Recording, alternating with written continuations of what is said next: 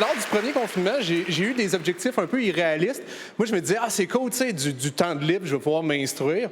J'avais comme objectif de lire l'œuvre intégrale de Danny Laferrière, puis apprendre à jouer de la harpe. Finalement, j'ai fait du pain une fois, là, puis il était pas bon, j'ai oublié la farine, là.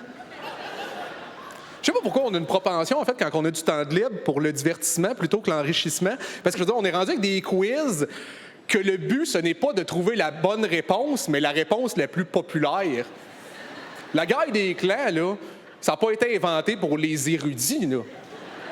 Hein? Nommez-moi quelque chose que vous pouvez retrouver dans une cuisine. Une cuisinière. T'es pas censé être content de cette réponse-là, Alain. Moi, j'aimerais ça maintenant à la guerre des clans qu'il y ait des questions mathématiques. Genre Jean-François Brault qui pose la question 45 fois 45. Là, t'as le candidat qui a chaud et comme je sais pas. Il dit, et c'est la réponse la plus populaire! Ouais. Là, t'as la famille Turcotte qui ont le droit de réplique. Ils sont comme 2025. Là, Jean-François, il dit, c'est la bonne réponse, mais malheureusement, c'est pas sur le tableau. Aucun Québécois, Québécoise n'a donné la bonne réponse. Hein? J'ai écouté un documentaire pendant le confinement, un seul. C'était un documentaire sur l'évolution de l'humain. Tu sais, c'était bien intéressant, ça a remis en perspective mon mode de vie. Là. Surtout le bout que le narrateur parlait qu'à la base, l'humain, on était des chasseurs-cueilleurs, puis mon Saint-Hubert était arrivé. Je sais pas, c'est intéressant ce qui se passe, tu sais. Hein? Là, je l'ai dit au livreur. J'ai écouté un documentaire et il disait que pendant que tu t'es arrivé, il disait que, tu sais, on était des chasseurs-cueilleurs, tu sais. Là, il m'a répondu, ça va être débile ou content, tu sais. En tout cas. Puis moi, je pense que si on continue de plafonner, ça va permettre à d'autres espèces d'évoluer. Puis peut-être que prochainement, il va falloir défendre notre place au sommet. Moi, j'ai hâte au moment que les insectes vont se mettre à parler. Ça va être un solide game changer. Hein? Tu sais, t'imagines, t'approches d'une mouche avec ta tapette à mouche pour la tuer, puis là, la mouche, elle fait « Qu'est-ce que tu fais, man? » Oh, rien, là, je faisais rien, là. Elle dit « Non, je l'ai vu, t'allais me tuer. » Puis en plus de ça, tu trouves pas ça ordinaire en 2020, appeler ça une tapette?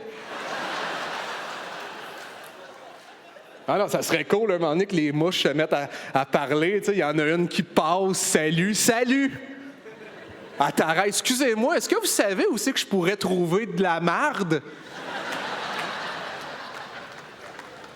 Non, ça changerait tout, tu sais. Si les abeilles pouvaient parler, là, ça, c'est sûr, ça changerait tout, parce que les abeilles, ils vivent 45 jours, puis 24/7, ils font du miel. C'est que ça qu'ils font, puis nous, on arrive, on pogne le miel. Hey, moi, pour être, tu me piques une frite dans mon assiette. C'est pas moi qui l'ai fabriqué, je suis fâché.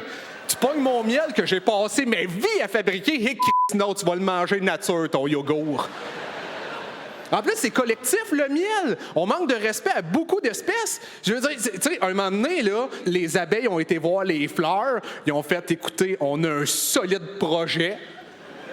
Là, ils ont montré des PowerPoint de comment ça pouvait fonctionner. Ils ont fait, ça, c'est la marge de profit. Là, les fleurs, ils ont réfléchi. En fait, on embarque! On vous finance. Vous prenez le pollen que vous voulez. Après ça, les ours sont arrivés. Nous autres, on peut s'occuper de la promotion. On t'envoie notre meilleur là-dessus. Winnie the fucking Pooh. Ouais. Ça changerait tout. Moi, j'aimerais ça, à un moment donné, les arbres se mettent à bouger et à parler. Là, on pourrait se rendre compte vraiment qu'on pollue, qu'on a un impact sur la nature. Tu sais, tu lances une canette de coke à terre dans le bois, il y a un peuplier qui te garoche. Ah non, ça changerait tout. C'est sûr qu'on deviendrait tous végétariens. Si à un moment donné, t'es genre en train de manger du bacon dans un restaurant à déjeuner, puis il y a un cochon qui passe, tu l'aimes ton bacon? Ben, je l'ai pas, là. C'est ça que tu manges, astic. Ah ouais, garde-toi, il se fait sortir du Cora. Désolé, le cochon, il a un peu bu. Il est en train de manger le cul de mon frère. Ou genre, il y a une vache qui passe à côté d'Éric Lapointe, hein? Elle fait « T'aimes ça porter ma peau, petit coin? Tu te trouves tough? » Mais la seule espèce qui va nous dépasser pour de vrai concrètement dans pas longtemps, c'est une espèce qu'on est en train de créer, c'est les robots. Puis moi, je l'ai la solution pour être sûr que l'intelligence artificielle nous dépasse pas, mais que ce soit le combat final là, contre les robots, mettons les robots d'un bord, les humains de l'autre, c'est plein d'Abraham. Qu'est-ce qu'on fait? C'est on pogne des cartons avec des images, ces cartons, puis on fait « Dites-nous, ils sont où, les images de voitures là-dessus? » Non. Je viens de sauver l'humanité. Je pense que je peux m'en aller là-dessus, là.